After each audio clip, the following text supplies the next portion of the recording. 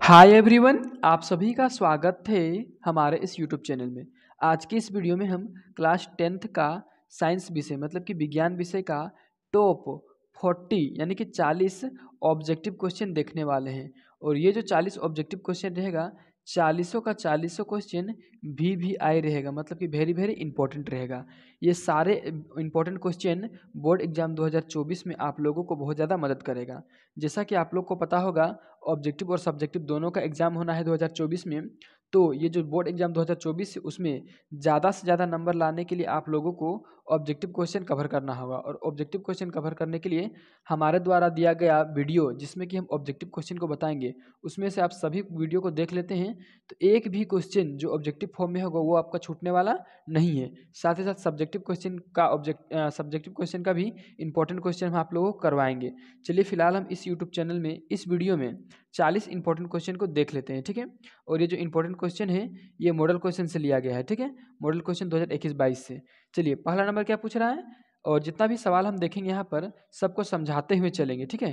जितना भी क्वेश्चन देखेंगे सबको समझाते हुए चलेंगे ताकि आपको दिक्कत ना हो। देखिए पहला क्वेश्चन, दाढ़ी बनाने में किस प्रकार के दर्पण का उपयोग किया जाता है। देखिए दाढ़ी मतलब हजामत बनाना, ठीक है ना, यानी कि दाढ़ी जब बनाते हैं उसके सामने जो दर्पण रहता है वो कौन सा दर्पण रहता है। तो इसका जो सही आंसर हो जाएगा, देखिए इसका जो सही आंसर हो जाएगा आपका ऑप्शन नंबर सी, अवतल दर्पण, ठीक है ना। अवतल दर्पण का उपयोग किया जाता है हजामत यानी कि दाढ़ी बनाने में। दूसरा देखिए क्वेश्चन क्या है, गोली दर्पण में फोकस दूरी एवं वक्रता त्रिज्या के बीच संबंध। देखिए क्या संबंध है, गोली दर्पण का फोकस दूरी मतलब कि एफ, ठीक है ना, छोटा एफ, और उसका वक्रता त्रिज्या को हम लोग आर बोलते हैं, दोनों में क्या संबंध है, ठीक है। तो एफ बराबर होता है आर बटे टू। क्या होता है, एफ बराबर आर बटे टू, यानी कि इसका ऑप्शन नंबर बी सही होगा, ठीक है। चलिए तीसरा देखिए क्या है, प्रकाश के अपवर्तन की क्रिया में कौन सी भौतिक राशि अपरिवर्तित रहती है। यानी कि प्रकाश का जो अपवर्तन का क्रिया होता है उसमें कौन सा ऐसा भौतिक राशि है प्रकाश का जो अपरिवर्तित रहता है। तो 3 नंबर का सही आंसर होगा ऑप्शन नंबर ए, आवृत्ति, ठीक है। चलिए चौथा क्वेश्चन देखिए क्या है, अवतल दर्पण से परावर्तन के बाद किरण किस बिंदु से होकर गुजरेगी। देखिए यह है अवतल दर्पण, ठीक है, और अवतल दर्पण यह है मुख्य अक्ष, और यहाँ पर एफ, ठीक है। तो बोल रहा है कि अवतल दर्पण जब परावर्तन होगा तो किस बिंदु से गुजरेगी, तो यही एफ यानी कि मुख्य फोकस, ऑप्शन नंबर बी सही होगा, ठीक है ना। चलिए 5 नंबर का देखते हैं। 5 नंबर क्या पूछा गया यहाँ पर आप देख सकते हैं, किसी दर्पण से वस्तु को कहीं भी रखने से वस्तु के बराबर आकार का सीधा प्रतिबिंब क्या लिखा है, बनता है, दर्पण होगा, यानी कि दर्पण कैसा होगा, ठीक है ना।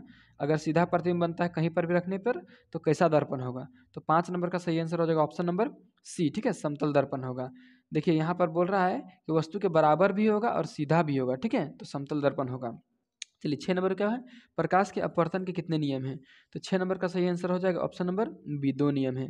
साथ में देखिए किसी गोली दर्पण की वक्रता त्रिज्या 50 सेंटीमीटर है तो उसकी फोकस दूरी होगी, ठीक है। वक्रता त्रिज्या का मतलब क्या होता है, वक्रता त्रिज्या का मतलब होता है आर, बराबर कितना दिया है 50 सेंटीमीटर, ठीक है ना।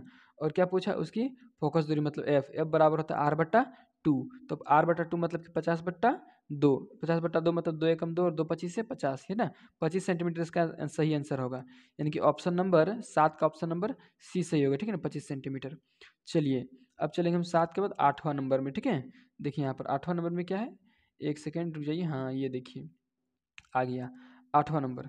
चलिए 8 नंबर में क्या पूछ रहा है, 1 मीटर फोकस दूरी वाले उत्तल लेंस की क्षमता क्या होगी। देखिए उत्तल लेंस का क्षमता बोल रहा है, किसका, उत्तल लेंस का।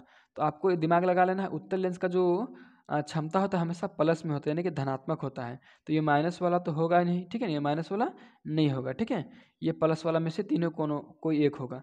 तो क्या पूछ रहा है यहाँ पर, उत्तल लेंस की क्षमता क्या होगी, यानी कि P बराबर होता है 1/f। क्या होता है 1/f, और हमको दे दिया 1 मीटर फोकस दूरी, यानी कि एफ इधर जाएगा तो पी नीचे आएगा, तो सूत्र बन जाएगा एफ बराबर 1/p, ठीक है ना, 1/p। तो पी का मान कितना है, पी का मान देखिए यहाँ पर, सॉरी क्या बोल रहा है, क्षमता पूछ रहा है, पी बराबर 1/f ही बैठेगा सूत्र, ठीक है ना। और एफ का मान 1 दिया है तो 1/1 एक ही रहेगा, यानी कि +1 डायोप्टर, यानी कि ऑप्शन नंबर बी सही होगा, ठीक है। चलिए 9 नंबर देखते हैं, ठीक है।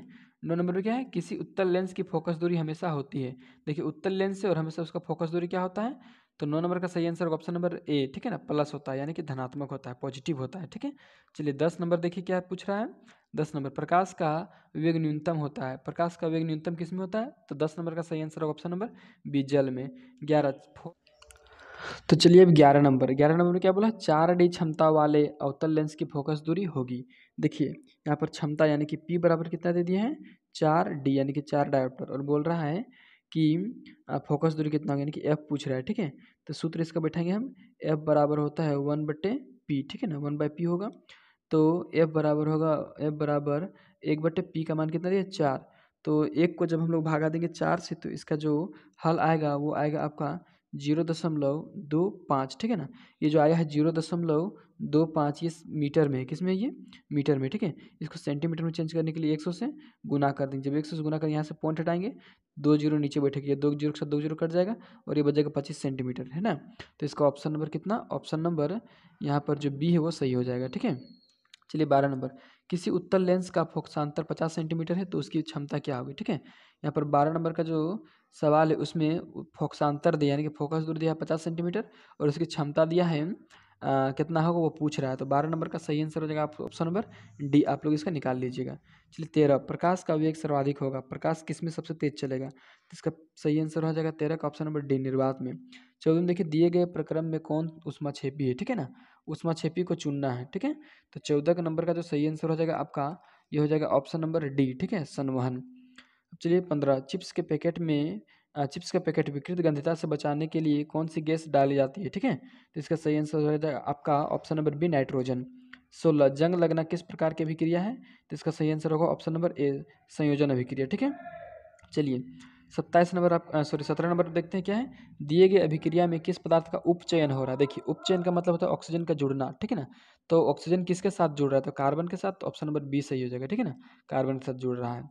चलिए 17 के बाद देखिए यहाँ पर देखते हैं 18। ठीक है, 18 में देखिए क्या है, दिए गए कौन सा रासायनिक समीकरण संतुलित है। देखिए यहाँ पर संतुलित रासायनिक को चूज करना है। अगर आप संतुलित करने नहीं जानते हैं तो इस वीडियो में उसका लिंक दिया हुआ है, जल्दी से जाकर वहाँ पर आप देख सकते हैं किस तरह से समीकरण को संतुलित किया जाता है। फिलहाल 18 नंबर का सही आंसर हो जाएगा आपका ऑप्शन नंबर ए। ठीक है, CaOH का whole twice plus CO2 arrow then CO3 का whole twice plus whole thrice plus H2O। ठीक है, चलिए अब चलते हैं हम 19 नंबर में। ठीक है ना, देखिए 19 नंबर क्या है, दिए गए चित्र में कौन सी अभिक्रिया हो रही है। ठीक है ना, तो देखिए यहाँ Pb है और यहाँ CuCl2 है और यहाँ पर PbCl2 हो गया और यहाँ पर Cu। देखिए यहाँ पर जो Pb है और ये जो Cu है, दोनों में से जो है Pb ज़्यादा अभिक्रियाशील है Cu से। तो Pb क्या कर रहा है, इस CuCl2 वाले विलयन से Cu को हटा दे रहा है और अपने बैठ जा रहा है, यानी कि PbCl2 बना रहा है। तो यहाँ पर हो रहा है आपका विस्थापन अभिक्रिया, जो कि ऑप्शन नंबर इधर डी में दिया हुआ है, देख सकते हैं आप। ठीक है ना, ऑप्शन में कितना दिया हुआ है, डी, विस्थापन।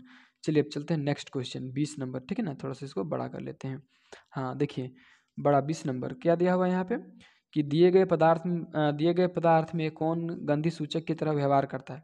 किसको गंधि सूचक माना गया है, गंध का उपयोग करके किसको सूचना, किसी चीज़ का सूचना देता है। तो इसका सही आंसर होगा 20 का ऑप्शन नंबर डी, प्याज। ठीक है, चलिए 21 नंबर, हड्डियों को जोड़ने के लिए डॉक्टर किस लवण का प्रयोग करता है। तो इसका सही आंसर होगा option number D, CaSO4 into half H2O। ठीक है, चलिए 22 नंबर क्या है, विरंजक चूर्ण का सूत्र क्या है। देखिए विरंजक चूर्ण का सूत्र यहाँ पर पूछा जा रहा है, विरंजक चूर्ण। ठीक है ना, विरंजक चूर्ण का मतलब ब्लीचिंग पाउडर। ठीक है, तो 22 नंबर का जो सही आंसर होगा आपका हो जाएगा ऑप्शन नंबर सी। ठीक है, CaCO CaOCl2, कैल्शियम ऑक्सीक्लोराइड।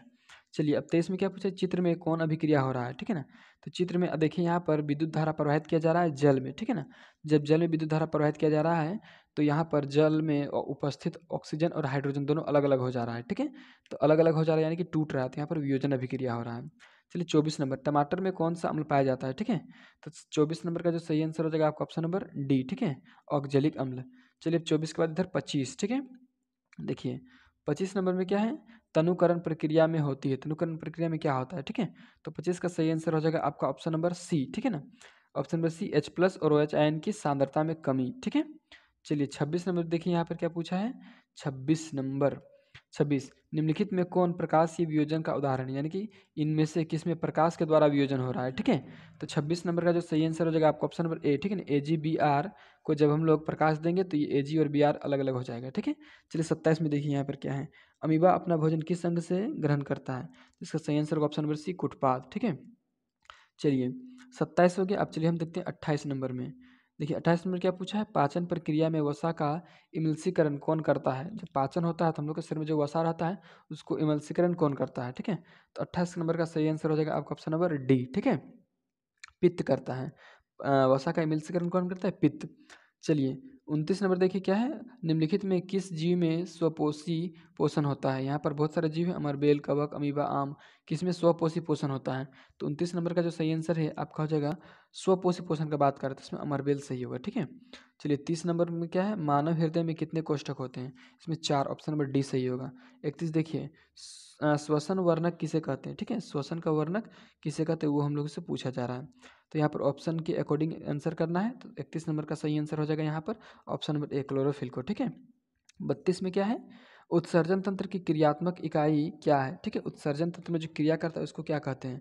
इसको वृक्काणु कहते हैं, और 32 का सी सही हो जाएगा, ठीक है, 32 का सी। चलिए देख लेते हैं हम लोग 33 नंबर में, बायोलॉजी चल रहे हैं, ठीक है ना, बहुत इंपॉर्टेंट क्वेश्चन ये सब भी है, ठीक है।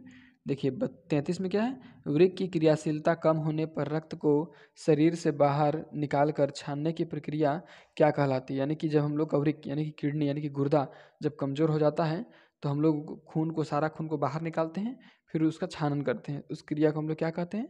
ऑप्शन नंबर बी, अपोहन कहते हैं, ठीक है। चलिए 34 में क्या है, जनन की मूल घटना क्या है? ठीक है, 34 का सही आंसर हो जाएगा आपका ऑप्शन नंबर सी, डीएनए की प्रतिकृति का बनना, ठीक है।